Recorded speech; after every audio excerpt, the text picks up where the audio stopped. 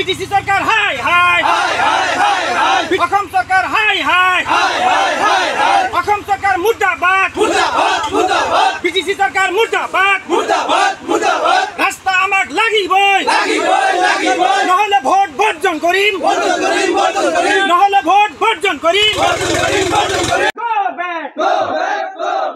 এই মুহূর্তত মই বর্তমান উপস্থিত আছো কোকৰাঝাৰ মূল চহৰৰ পৰা মাত্ৰ 200 কিলোমিটাৰ নিলকত অৱস্থিত বৃহত্তৰ চেঁচাপানী গাঁৱত। আৰু এই চেঁচাপানী গাঁৱৰ অন্তৰ্গত প্ৰায় 3খন গাঁও আছে আৰু 3খন গাঁৱৰ ৰাইজে আচলতে চৰকাৰৰ কোনো ধৰণৰ অনুদান আশা নকৰি তেওঁলোকে এতিয়া নিজাববীয়াকৈ ৰাস্তা নিৰ্মাণ কামত ব্যস্ত হৈ পৰিছে আৰু ৰাইজৰ ধন খৰচ কৰি তেওঁলোকে ৰাস্তা নিৰ্মাণৰ কামত ব্যস্ত হৈ পৰিছে।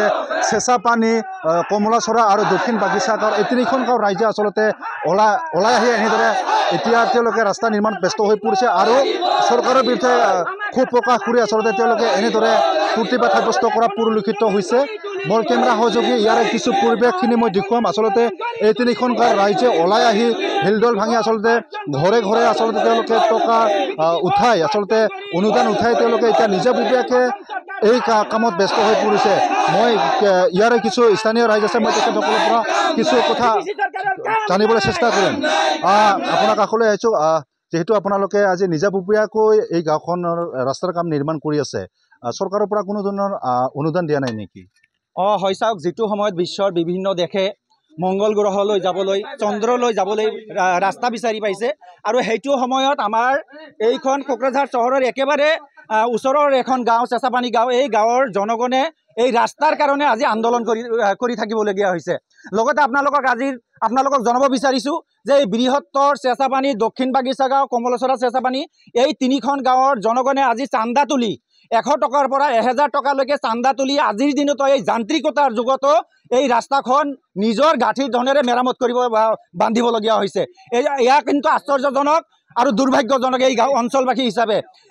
আৰু এটা কথা আপোনালোকক কৈছোঁ, যেতিয়া বিটিচিৰ নিৰ্বাচন আহে, যেতিয়া বিধানসভাৰ নিৰ্বাচন আহে, সেইটো সময়ত বিভিন্ন জনপ্ৰতিনিধি আমাৰ মাজলৈ আহে, আৰু সেই হিচাপতেই বৰ্তমানৰ আমাৰ এইখন সমষ্টিৰ MLA লৰেন্স ইছলাৰী ডাঙৰীয়া এই নিৰ্বাচনৰ আগমুহূৰ্তত কেইবাবাৰো এই অঞ্চললৈ আহিছিল, আৰু এই অঞ্চললৈ অহাৰ পিছত তেখেতে ভোটত জিকাৰ পিছত তাৰপিছত কিন্তু এই অঞ্চলৰ কথা তেখেতৰ আৰু মনত নাই। তেখেতে পাহৰি গৈছে এই জনগণক দিয়া প্ৰতিশ্ৰুতি, আৰু তেখেতে প্ৰতিশ্ৰুতি দিছিল এই বৃহত্তৰ অঞ্চলবাসীৰ স্বাৰ্থত ৰাস্তা ঘাটৰ উন্নয়ন কৰিব, শিক্ষাৰ দিশত উন্নয়ন কৰিব, আৰু স্বাস্থ্য সেৱাৰ উন্নয়ন কৰিব। কিন্তু উন্নয়নটো দূৰৰ কথা, তেখেতে এই বৃহত্তৰ অঞ্চলবাসীৰ খবৰ লোৱাৰ সময় নহ'ল। আৰু এটা কথা আপোনালোকক জনাব বিচাৰিছোঁ, এই ফকিৰাগ্ৰাম সমষ্টিৰ MCLA বৰ্তমান BTR চৰকাৰৰ EM অৰূপ কুমাৰ দে ডাঙৰীয়া এই BTC নিৰ্বাচনৰ আগমুহূৰ্তত বহুবাৰ এই অঞ্চললৈ আহিছিল, আহি জনগণক প্ৰতিশ্ৰুতি দিছিল যে এই বৃহত্তৰ অঞ্চলবাসীৰ উন্নয়নৰ স্বাৰ্থত সকলোখিনি কাম কৰি দিব।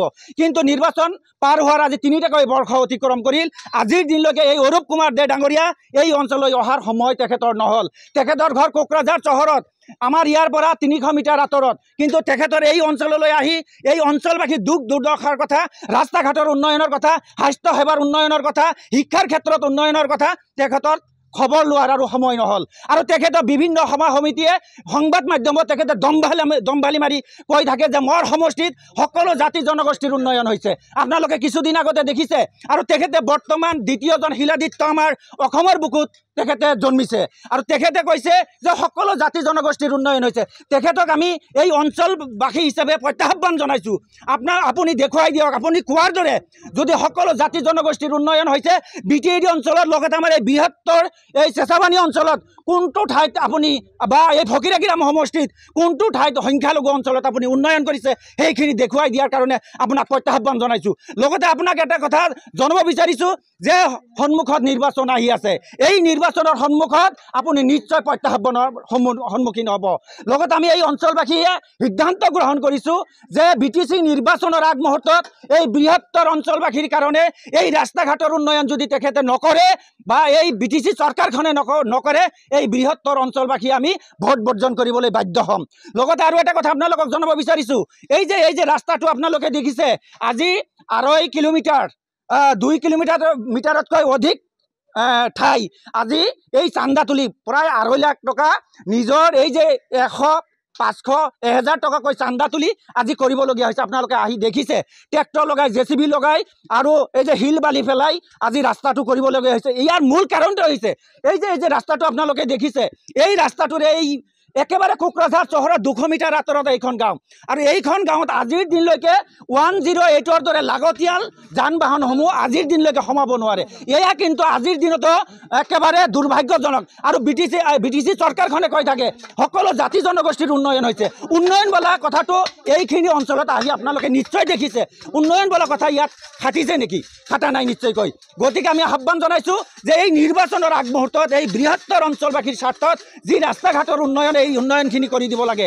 আৰু এটা কথা আপোনালোকক কৈছোঁ যে এই যে আমাৰ একেবাৰে ওচৰত এখন নাৱৰ ঘাট আছে, এই নাৱৰ ঘাটজন আজিৰ দিনতো ব্যক্তিগতভাৱে এজন মানুহে চলাই থাকিবলগীয়া হৈছে আৰু প্ৰতিজন ব্যক্তি এই কোকৰাঝাৰ চহৰত যাওঁতে নিজৰ গাঁঠিৰ ধন তাতে দি এই কোকৰাঝাৰ চহৰত আজিৰ দিনতো যাব লগা হৈছে। গতিকে আপোনালোকৰ যাতায়াতৰ ব্যৱস্থাও নাই নেকি? কোনো যাতায়াতৰ ব্যৱস্থা আমাৰ নাই, নাও নিজাববীয়াকৈ তাতে আছে।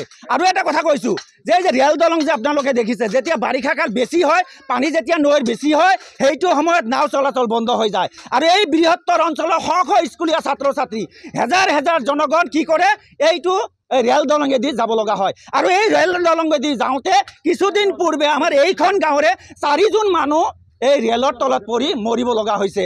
আৰু এটা কথা আপোনালোকক কৈছোঁ, কিছুদিন কেইবা বছৰ আগতে একেখন বিদ্যালয়ৰ 4 জন ছাত্ৰ এই ৰেল দলঙৰ তলত পৰি মৰিবলগীয়া হৈছে।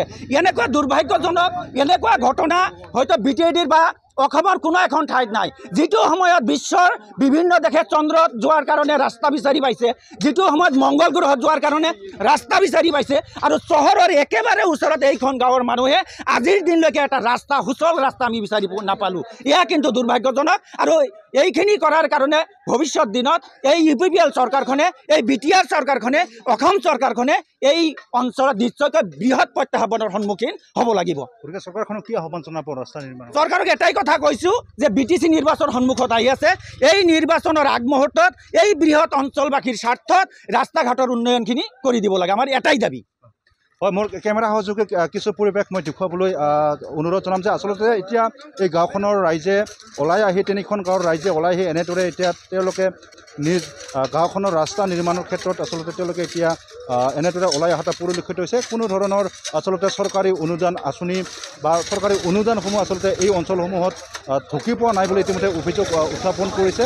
আৰু অতিয়ে দুখেৰে জনাইছে যে অহা আগন্তুক যে নিৰ্বাচন 26ৰ যে নিৰ্বাচনৰ ক্ষেত্ৰত চৰকাৰখনে বৃহত্তৰ প্ৰত্যাহ্বান হ'ব বুলি অভিযোগ উত্থাপন কৰিছে। কিন্তু এই ক্ষেত্ৰত কৰ্মত পৰা নেতৃত্বাধীন চৰকাৰখনে কি পদক্ষেপ গ্ৰহণ কৰিব ৰাস্তা নিৰ্মাণৰ ক্ষেত্ৰত, সেয়া হ'ব তাৰ প্ৰতি আমাৰ লক্ষণীয় সময়।